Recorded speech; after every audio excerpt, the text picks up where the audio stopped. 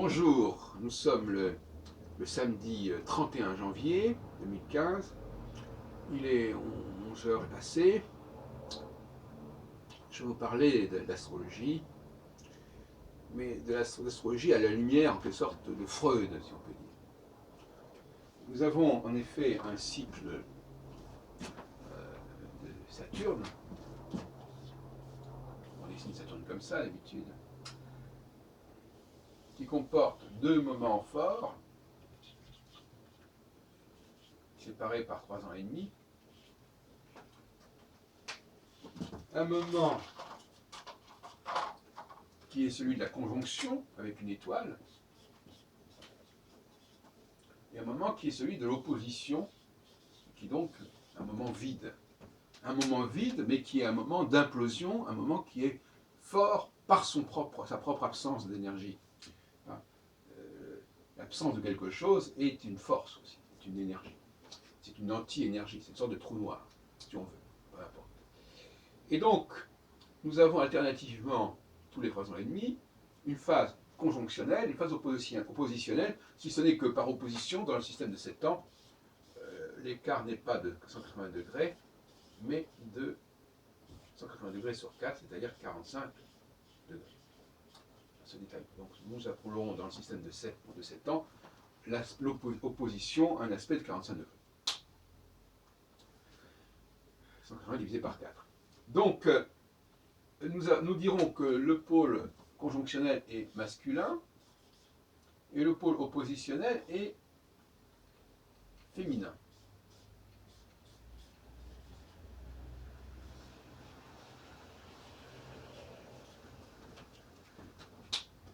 Donc l'opposition féminine, ben, ça se comprend parce que justement, comme c'est un vide, c'est féminin puisque la femme n'a pas, comme dirait Freud, il lui manque quelque chose.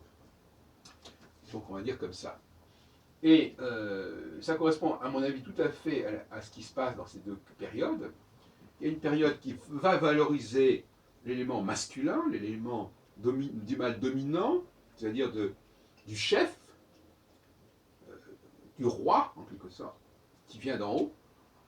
Et là, au contraire, nous avons des forces qui viennent d'en bas, qui viennent de la terre, en quelque sorte, et qui sont des forces chtoniennes, si on peut dire, chtoniennes, et des forces qui vont rassembler des populations, des forces populaires.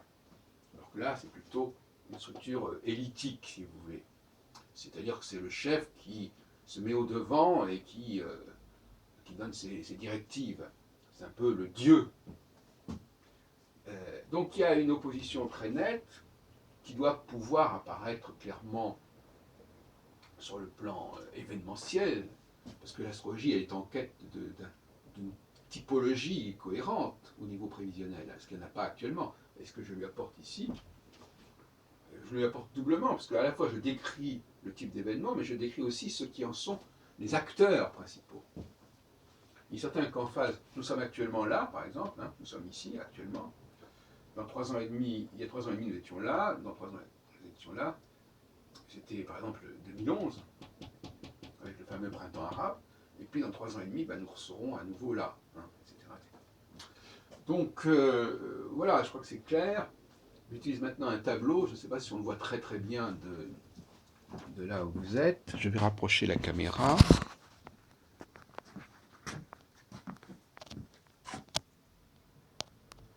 Voilà. Voilà. Vous avez donc bien le tableau là. Mars-Vénus.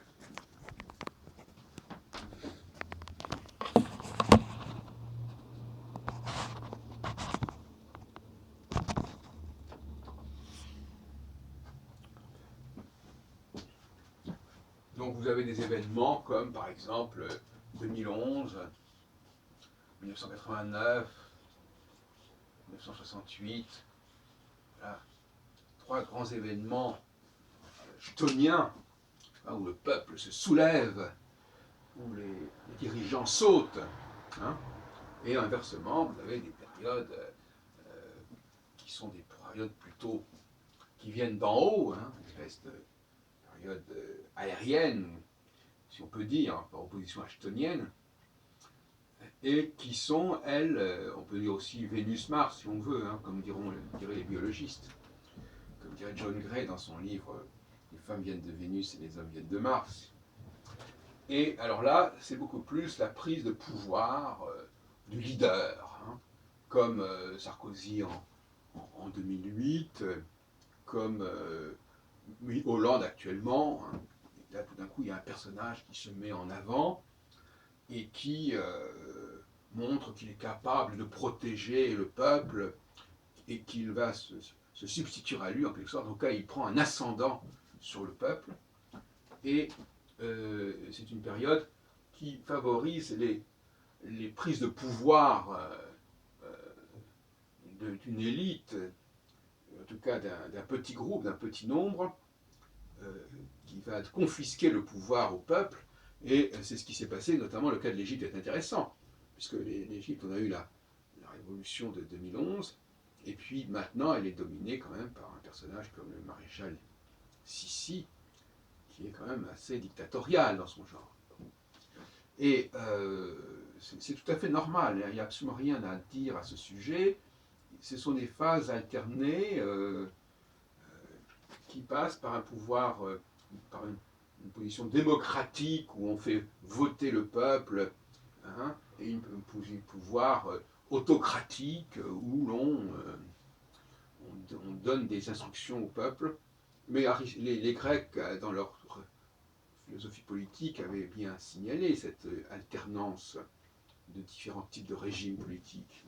Et c'est-à-dire le grand défaut du droit constitutionnel, en général, c'est de ne pas prévoir cette diversité. Alors je sais bien qu'il y a dans la Constitution de 1958 l'article 16 qui permet au président d'avoir tous les pouvoirs, qui est aussi l'article 49 qui permet de faire passer plus facilement un certain nombre de choses. Mais néanmoins, on ne peut pas dire que un système comme celui-là fait partie actuellement des fondements du droit constitutionnel, ce qui est dommage. À mon avis, ça devrait le faire. Alors j'ai dit dans une précédente vidéo, je crois, que lorsque un pays était homogène, il pouvait se permettre d'être plus démocratique, et quand il était hétérogène, il avait plutôt tendance à être impérial. Bon, alors, par exemple, les États-Unis, qui sont quand même une structure assez hétérogène, ont qu'on appelle un régime présidentiel. On voit bien qu'Obama actuellement, il préside alors qu'il est minoritaire à la fois au Sénat et à la Chambre des représentants. Bon, donc c'est quand même assez curieux comme situation. Et parce que les États-Unis, par définition, comme le nom l'indique, des États-Unis, c'est-à-dire qu'ils ne sont pas unis, mais qu'il faut les unir. Et que chaque État a sa propre structure, ses propres lois, son propre Parlement, etc., son propre Sénat. Voilà. Donc le modèle que je propose est celui-là. Il est valable sur le plan de l'astrologie mondiale, mais il est également valable à différents niveaux, hein, peut-être même au niveau individuel, collectif, relationnel, familial notamment.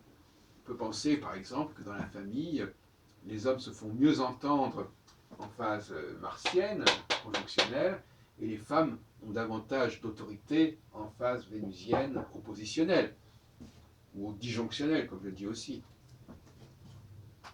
L'opposition est une disjonction. Parce que finalement, en astrologie, la théorie des aspects, on a tort de dire que la conjonction est un aspect. La théorie des aspects, c'est justement un écart entre deux facteurs.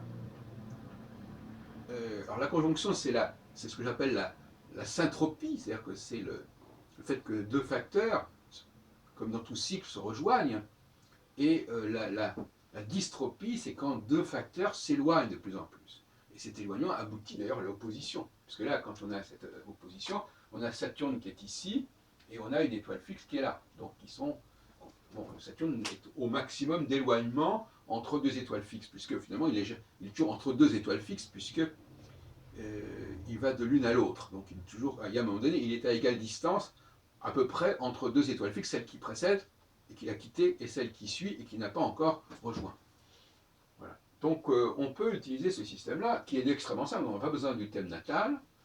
Les dates sont toujours les mêmes pour tout le monde.